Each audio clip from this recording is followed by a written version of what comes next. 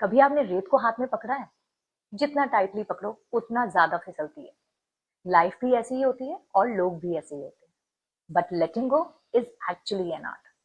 So hi everyone, welcome to unapologetic Divya. तो आज के हम इस एपिसोड में बात करेंगे उस पर्टिकुलर टॉपिक के बारे में जो सबके साथ तो होता है बट कोई इसके बारे में बात नहीं कर रहा। Letting go gracefully, not angrily, not bitterly, not dramatically, but gracefully. Gracefully letting go का मतलब ये बिल्कुल भी नहीं होता है कि आपने हार मान ली है लाइफ में। It is just that you choose peace over chaos. एक लड़की जो किसी का वेट कर रही है, किसी की कॉल का, किसी के मैसेजेस का, किसी के अटेंशन का, बट हर बार इनिशिएटिव उसी को ही लेना पड़ता है, देन व्हाट्स द पॉइंट। तब उसको रियलाइज हुआ उस लड़की को कि अगर हर चीज का इनिशिएटिव मुझे ही लेना है, then probably I am knocking the wrong door. Letting go letting go का मतलब ये बिल्कुल नहीं होता that you are mad on anything. It is just that you are tired of chasing things because you are redirected towards your growth and your peace. तो सबसे पहला principal जो इस पर्टिकुलर सिचुएशन में आता है वो है राइटिंग योर थॉट्स। हमारे दिमाग में ऑलरेडी इतना कुछ होता है, इतना हैवी होता है हमारा माइंड कि हमारा माइंड कई बार प्रोसेस करना बंद कर देता है। Same as laptop. कई बार आप लैपटॉप पे काम करते हो, उसमें बहुत सारे अलग अलग टैब्स, 20 से 25 टैब्स अगर आपने खोले हुए हैं, तो क्या होता है उससे लैपटॉप स्लो काम करने लग जाता है। But when you start closing all the tabs one by one, it will come back to normal speed. Same logic यहाँ पर भी अप्लाई होता है। When you write your thoughts, be it good be it bad, you get your energy back, you will get the way to heal yourself.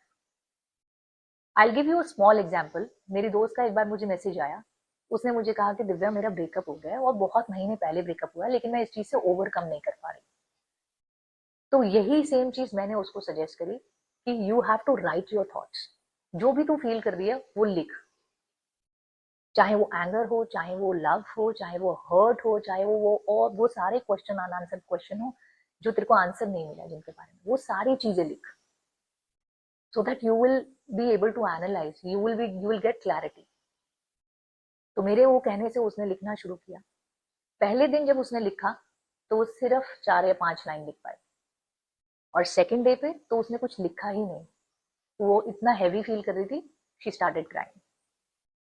और third day पे हिम्मत करके finally जब उसने लिखा, वो लाइन लिखी जिससे उसको हील हुई वो लाइफ उसकी। वो लाइन थी, probably it was not my fault. तो आपको अपने आप को ये सेल्फ रियलाइज कराना जरूरी होता है कि जरूरी नहीं है कि अगर कोई सिचुएशन आपके साथ हो रही है तो आपकी गलती की वजह से हो रही है। कई बार सिचुएशन गलत होती है किसी दूसरे की गलती की वजह से। आपकी गलती जरूरी नहीं हर बार आप ही की गलती होगी। So it is very important to write down the thoughts. जब आप लिखते हो तो 3 चीजें होती हैं। एक, आपका दिल हल्का होता है। दूसरा, आपको क्लैरिटी मिलती है आपके माइंड को। तीसरा, आपको सच्चाई पता लगती है। You will be able to analyse that what exactly went wrong in this situation. और जब आपको एक क्लैरिटी मिलती है तो आप वो एक्सपीरियंस लेके आगे चलते हो और आपको पता रहता है कि ये चीज मुझे नहीं करनी। और ये प्रूवन है, मैंने पर्सनली अपनी लाइफ में भी एक्सपीरियंस किया, और जिन लोगों को भी मैंने इसके बारे में बताया उन्होंने भी जो मेरे साथ एक्सपीरियंस शेयर किया वो यही है कि जब आप एक पेपर पे अपने थॉट्स लिखते हो, वो थॉट्स लिखने के बाद आप जब उस पेपर को फाड़ते हो या जलाते हो तो आप बहुत लाइट फील करते हो। आपको उस पर्टिकुलर चीज से ओवरकम करना बहुत ईजी हो जाता है। तो आप लोग भी ये जरूर ट्राई कीजिएगा। Whenever you are feeling low, whenever you are feeling heavy, please write down your thoughts. Once you write down your thoughts, you will get the clarity.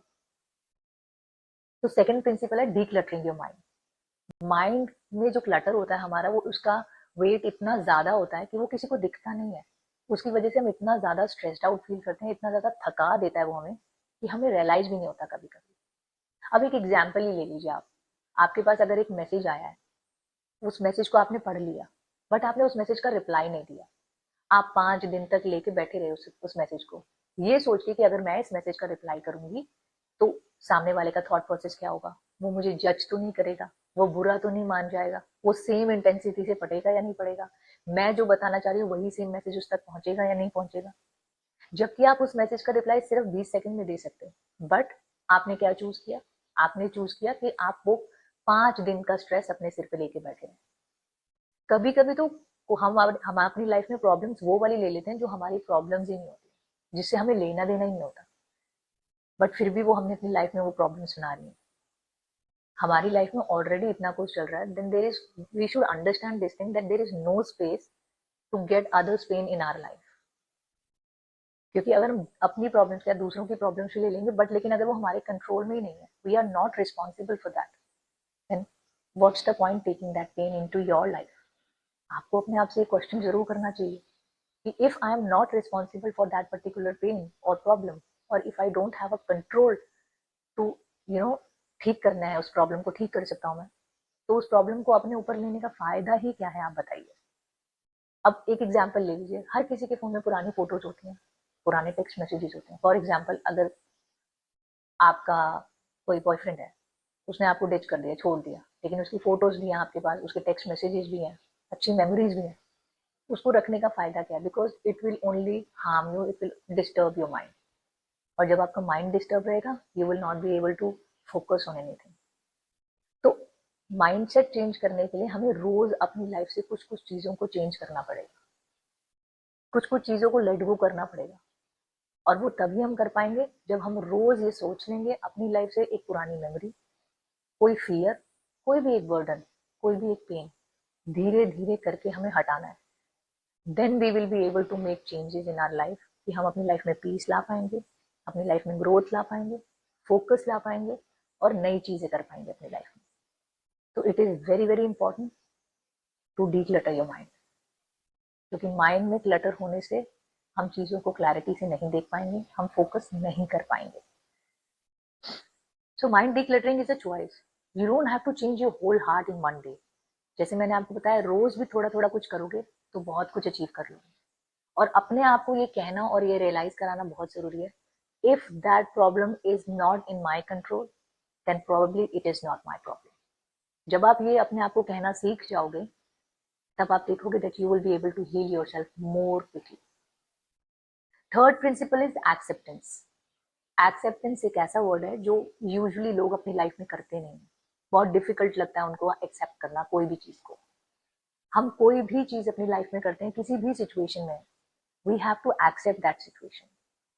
तो जब हम अपनी लाइफ में ये क्वेश्चन चेंज कर देंगे, tweak कर देंगे थोड़ा इस क्वेश्चन को, किसी भी पर्टिकुलर फेज में है, अगर हम डिफिकल्ट फेज में चल रहे हैं, डिफिकल्ट फेज से निकल रहे हैं, और हम उस पर्टिकुलर सिचुएशन में अगर ये कहते हैं वाई मी, अगर हम इस क्वेश्चन को थोड़ा सा ट्वीक कर लेंगे, वाई मी की जगह अगर हम ये कह देंगे what is the learning from this particular situation, what is I am learning from this, तो हमारा वो डिफिकल्ट फेज क्रॉस करना ईजी हो जाएगा, क्योंकि हमारा माइंडसेट पॉजिटिव हो जाएगा।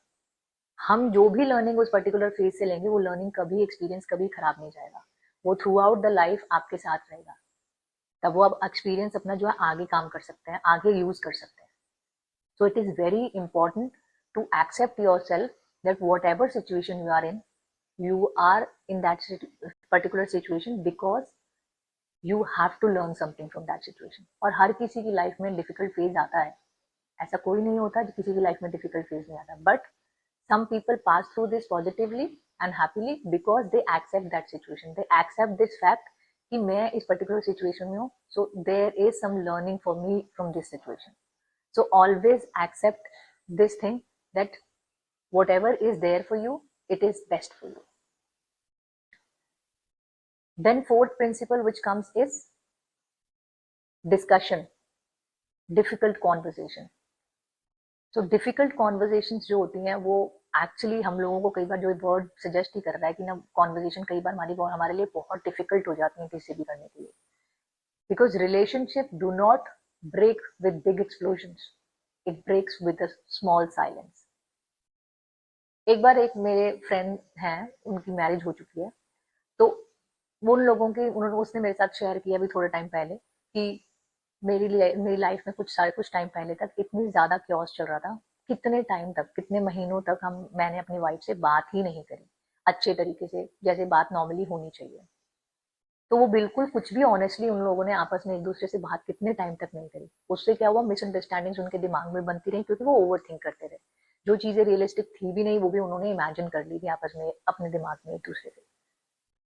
उससे क्या हुआ, उससे सिर्फ पॉइजन ही क्रिएट हुआ उनके रिलेशन में।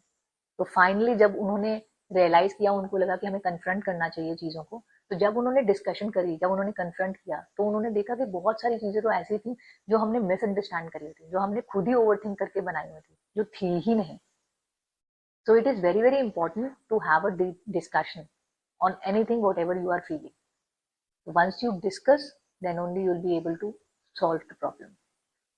So difficult conversation requires softness, calmness, and clarity.